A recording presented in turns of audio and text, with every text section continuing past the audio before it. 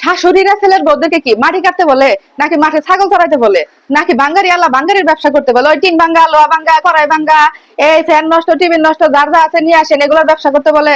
হাসেন কেন? হাসির তো কোনো কিছু বলি নাই। শাশুড়িদের জীবনে কোনো সন্তুষ্টি নাই, ছেলে বউরা যত কিছু করো কোনো সন্তুষ্টি নাই। সারাদিন একটাই কথা বলবে, কি করো কি করো কি কাজ, সারাদিন তো কোনো কাজ নাই, সারাদিন শুধু খাও আর শুয়ে থাকো। যতই কাজ করেন না কেন, যত কিছুই করেন না কেন, সব দোষ বউদের। বউরা কিচ্ছু করে না, বউরা শুধু সারাদিন খায় আর ঘুমায়। কে গো খালারা, কে গো চাচিরা, এই যে যে গরম গরম প্রত্যেকদিন যে গরম গরম ভাত টেবিলে পান, এগুলা কি ভূতে রান্না করে দিয়ে যায়? আপনার নাতি পুতি দেখে পালে? আপনার ছেলের সেবা যত্ন কে করে? এই যে যে ছেলের যে ঠিক টাইমে খাবার দেওয়া, সবকিছু করা, পরিবারের সবাই যে সবকিছু করা, ঠিক টাইমে খাবার দাবার দেওয়া, যত্ন আদি করা, সবকিছু করা, ঘর গুছায় রাখা, কাপড় ধোয়া, থালা বাসন ধোয়া, এই যে যে সংসারটাকে এত সুন্দর করে গুছায় রাখা, এগুলো কে করে? ভূতে করে? হ্যাঁ। তারপর আপনাদের মুখ থেকে শুনতে হয় সারাদিন বউরা কি করে, সারাদিন বউরা কি করে। কে গো চাচিরা, কেন বউদেরকে এত সহ্য হয় না? হ্যাঁ না, একদমই আপনারা সহ্য করতে পারেন না। অথচ হাদিসে আছে অন্যরকম, হাদিসে আছে তারা যেন তাদের স্বামী সেবা যত্ন করে, সন্তান লালন পালন করে, আর আপনাদের জন্য যেটুকু করে সেটুকুই তো বোনাস। তারপরে ওই যে সারাদিন এত কষ্ট, এত পরিশ্রম, এত সবকিছু করার পর আপনাদের মন ভরে না, আপনাদের শান্তি হয় না কেন? বউটা তো রক্ত মাংসে গড়া মানুষ, তাদেরও তো একটা ঘন্টা রেস্ট প্রয়োজন, প্রয়োজন প্রয়োজন না, তাই না? দেখেন দুনিয়াটা অনেক বড়, দুনিয়াতে করার মতো অনেক কিছু আছে। এই যে যে সারাদিন বউয়ের পিছনে লেগে থাকা, ছেলের বউয়ের পিছনে লেগে থাকা, চিনি নিয়ে, তেল নিয়ে, ডিম নিয়ে কথা শোনানো, এগুলা বাদ দেন। এগুলা বাদ দিয়ে দুনিয়াটা দেখেন, দুনিয়াটা অনেক সুন্দর, দুনিয়াতে করার মতো অনেক কিছুই আছে। আর এই যে অন্য মানুষের সাথে তো সুন্দর মধুর মধুর করে কথা বলতে পারেন, ওই বাড়ির বউবালা, সেই বাড়ির বউবালা, সব বউদের সাথে তো কথা বলতে পারেন সুন্দর সুন্দর মতো করে। শুধু নিজের বউটারে ভালো লাগে না? কে গো চাচিরা, একটু পরিবর্তন করা যায় না নিজেদেরকে? একটু পরিবর্তন করে দেখেন না, তাতে তো সবাই শান্তি পায়। আপনার ছেলেটাও শান্তি পাবে, আপনিও শান্তি পাবেন। কি আর বলবো, আর ছেলের শান্তি, আপনাদের তো ছেলের সাথে মিলেমিশে থাকা ভালো লাগে না? ছেলের সাথে একটু মিলেমিশে থাকলে তখন তো আপনাদের চোখ জ্বলে, তাই না? হ্যাঁ।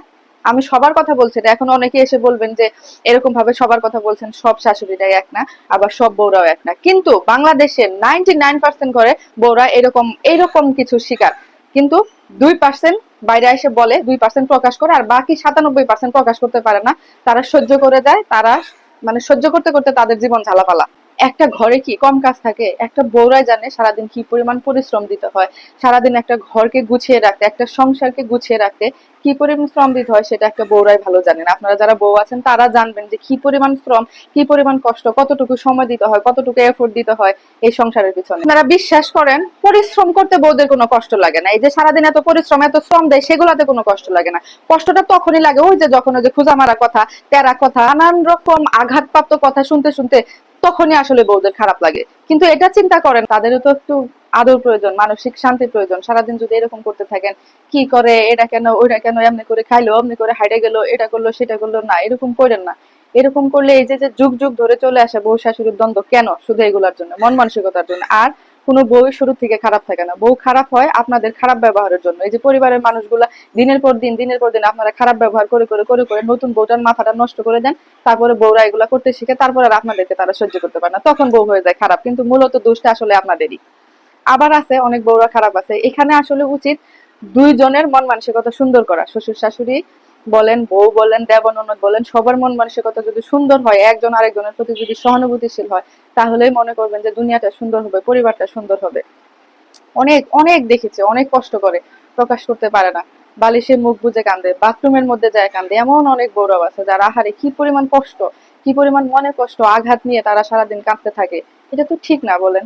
কেন? কেন এরকম করবেন?